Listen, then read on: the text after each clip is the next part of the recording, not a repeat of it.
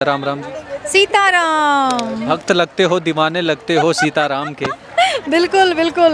देखिए कब से के आग शोहरत में हमने ये शौक पाले हैं, कोई पूछे तो कहना अरे हम बागेश्वर वाले क्या हैं। बात है, बागेश्वर वाले हैं, क्योंकि हूबहू वही लाइनें और जो कहीं ना कहीं बागेश्वर धाम सरकार को जो चहेते हैं उनके अंदर दिखती हैं। कब से जुड़े हो आप बागेश्वर धाम से? हम 1.5 साल से जुड़े हैं। 1.5 साल से। आप थोड़ा इस साइड आ जाइए, क्योंकि हम ताकि तरीके से आपसे बात कर सकें, और आप इतने लंबे समय से जुड़े हैं तो बहुत कुछ जानते भी होंगे। तो अर्जी लगाई है आपने? अर्जी तो लगाई है जी। अर्जी हमारी मर्जी है उनकी। क्या बात है। देखिए काफ़ी मंद मंद मुस्कान है आपकी। हम माफ़ी चाहेंगे, हूबहू धीरेन्द्र कृष्ण शास्त्री जैसे बचकाना हरकतें करते हैं, हूबहू ऐसी लग रही है। जय हो। उनको भी ऐसे बचकाने ही है। अरे बागेश्वर धाम के पागल ऐसे ही है। सीताराम। बिल्कुल। देखिए कब से जुड़े हुए आप? हम 1.5 साल से जुड़े हैं। तो कितनी कथाओं में जा चुके हो आप? हम तो दिल्ली में एक बार गए हैं, उसके बाद धाम में पूरा 1 महीना रुक के आए हैं। वहाँ उन्होंने 10 से 12 दरबार लगाई थी, तो हर दरबार में मैं बैठी हूँ। पर्चा बना है किसी? नहीं। ये कैसे दीवाने हुए कि पर्चा नहीं बना? हम तो दीवाने हुए हैं। अब बालाजी देखना चाहते हैं ना कि हम देखो उनके हम ज़्यादा प्यारे हैं, तो वो चाहते हैं हम बार बार पहुँचे क्या बात है। वहाँ बार बार घूमे, परिक्रमा लगाए, तो उनको अच्छा लगता है। हम उनके बच्चे हैं। जी आप बड़े खुश दिख रहे हैं, क्योंकि यहाँ पर वो भक्त भी आए हैं जो दुखी हैं। ना उनके लिए- दुख की क्या बात है, ये तो खुशी की बात है। दुख कुछ नहीं है। जब इनके दरबार में आ गए, इन्होंने बुला लिया, तो दुख पीछे छोड़ यहाँ आके कुछ याद नहीं रहता, घर पे फोन करना भी याद नहीं रहता। यहाँ आके तो बालाजी के वो पागल खुद हो देखेंगे हमारे दुखों को, हमें चिंता करने की जरूरत क्या है। बालाजी है ना, क्या कहते हैं, सब सुख लहे तुम्हारी सरना, तुम रक्षक काहू को डर। बिल्कुल। देखिए तुम रक्षक काहू को डरना। और क्योंकि देखिए भगवान हनुमान जी की मैं बात करूं तो कहीं ना कहीं जो भक्त हमें देख रहे हैं, घबराने की ज़रूरत नहीं है, क्योंकि एक छोटी सी आस्था अगर आप लेके आते हैं तो कहीं ना कहीं वो आपको पार ज़रूर लगा देंगे। बिल्कुल। और एक बात मैं बताती हूँ, इस बात को मतलब सिद्ध करने के लिए कि देखो दिल से मांगो और दिल से मान के मांगो। आज है अपना 19 तारीख है ना, परसों 21 तारीख है। 21 मई को मेरी मम्मी की बरसी है, और मेरा मन था कि मैं बागेश्वर धाम जाऊं, लेकिन घर की स्थिति अभी ऐसी है कि मैं वहाँ पे जा नहीं सकती। तो मैं बहुत दुखी थी। देखो बालाजी ने सुन लिया कि ये जो बच्ची है इसका मन है कि ये मेरे पास आए। चलो ये नहीं आ पा रही है, स्वयं आ गए हैं। अब और क्या बोलोगे। पहले से प्लान करके चले थे आप या फिर? प्लानिंग नहीं था, अचानक सुना कि गुरुजी आ रहे हैं, बस मैं चल पड़ी। और ये तो वो बात हो गई कि झोला उठाए और बस उठाओ झोला, चल दिया। बालाजी के दरबार में आते हैं ना, वहाँ प्लानिंग नहीं चलती। अचानक से बालाजी प्लान बनाते हैं। हमारा भी कोई प्लान नहीं था आने का। अचानक से बस 2 कपड़े पैक किए, बैग उठा और बालाजी के दर पे आ गए हम। इन्होंने कहा कि झोला उठाए चल दिए। हाँ, आपका भी कुछ ऐसा है वाकई? बिल्कुल ऐसा ही है। कल तक मेरा कोई ये था ही नहीं कि मैं इधर आऊंगी। सबके फोन आए जा रहे हो, मैंने कहा नहीं अभी कोई चांस नहीं है। तो सडनली अपने आप बालाजी ने बुला लिया। कब तक रुकने वाले हो आप? 3 दिन की पूरी कथा सुनूंगी। आपका भी पर्चा बना है? हाँ मेरा पर्चा बन चुका है। मैं 2 साल से जुड़ी हुई हूँ। मैं बिल्कुल बागेश्वर धाम की पगली बोल दूँ। क्या कहना चाहेंगे? ये तो पागल बता रहे हैं। बिल्कुल टोटल पाके गल गए हैं। पाके गल गए हैं। पाके गल गए हैं। पागल जरा सा भी ये नहीं है कि कोई, हमें अच्छा लगता है कोई पागल बोले तब भी अच्छा लगता है, हमें बुरा नहीं लगता। हाँ पिछली बार क्या हुआ था, पानीपत में बोले हमें पागल बोले। अरे तुम बात को समझो, गुरुजी पागल क्यों बोल रहे हैं। वो बोले कि तुम भगवान को पाके गल गए हो, बिल्कुल भगवान में मिल गए हो। कितनी अच्छी बात बोलते हैं गुरुजी, और लोग इसी चीज का इशू बना लेते हैं बिना समझ के, है ना।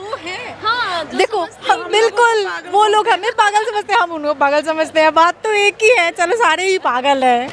कोई ना, बहुत बढ़िया। देखिए क्योंकि कुछ भक्त ऐसे हैं वो चाहते हैं कि भाई हमारा पर्चा बने। यहाँ पर पहुँचने मात्र से कितनी संतुष्टि होती है वो बता दीजिए। बिल्कुल पहुँचने मतलब यहाँ पे आप आओ, आके मतलब लगता है कि बस ये वो जगह है जहाँ आप जो बात किसी को नहीं बोल सकते हो। आप चुपचाप अपने मन में सोचो, किसी को बोलने की ज़रूरत ही नहीं है, बस आप सोच लो और बालाजी को बस बोल दो बालाजी ऐसा है। मतलब आप अपने हिसाब से उनसे बात कर लो, आप देखना, सच्चे मन से करना होगा। आप देखना वो किस तरह आपकी बात सुनते हैं और जो आपने मांगा, जो आपने चाहा, जो आपकी तकलीफ है, कैसे यूं भगाते हैं। पर्चा बने चाहे ना बने, चर्चे में क्या दम है। अगर दूर से भी आपके कानों में बागेश्वर धाम की आवाज़ चली गई तो आपके दुख भी, क्या बात है, खत्म। बिल्कुल। देखिए ये थे श्रद्धालु हमारे साथ, क्योंकि देखिए इनके अंदर आस्था जुड़ी है और वो खुशी जी। जो लोग आते हैं उनके लिए एक बात है, वो मन में बिल्कुल भी कुछ वहम ना रखें, कुछ शक या डाउट ना रखें। बालाजी हर एक इच्छा पूरी करते हैं। और अगर आपको आना नहीं आता, ये नहीं पता कि कहाँ से कैसे जाएगा, आपको बालाजी अपने आप ले आते हैं। बिल्कुल। मेरे साथ ऐसा हुआ है। मैं पहली बार बागेश्वर धाम गई थी, पहली बार घर से निकली थी, मुझे ट्रेन का कोई आइडिया नहीं था। बालाजी ने ऐसा किया कि एक छोटे रूप में एक लड़का आया, जबकि मैं जानती नहीं थी एमपी में किसी को भी। मेरी ट्रेन मिस हो गई थी। वो लड़का खुद आया, बोला कि मैडम कहाँ जा रहे हो।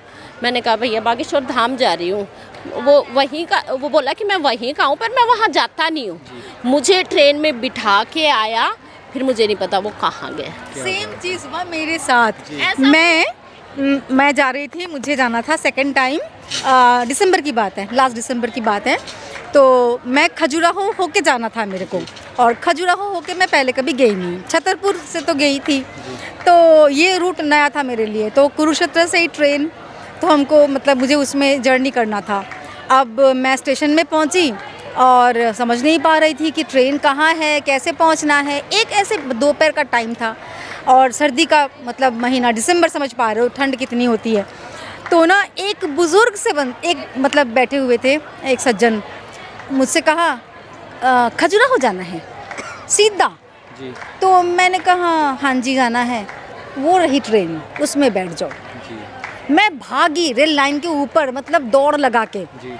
फिर मुड़ के देखा तो वो बंदा था ही नहीं कहीं। मानो ऐसे चांस क्या पता कितनी बार हुए हैं हमारे साथ, सही बात और है। कितनी बार ऐसे चांस हुए हैं जो ऐसे, और हमारे तो काम बने हैं जो हम मतलब बोल नहीं सकते हैं, पर्सनली हैं, वो हमारे काम बने हैं। हमारे भी सारे काम बन गए टोटली।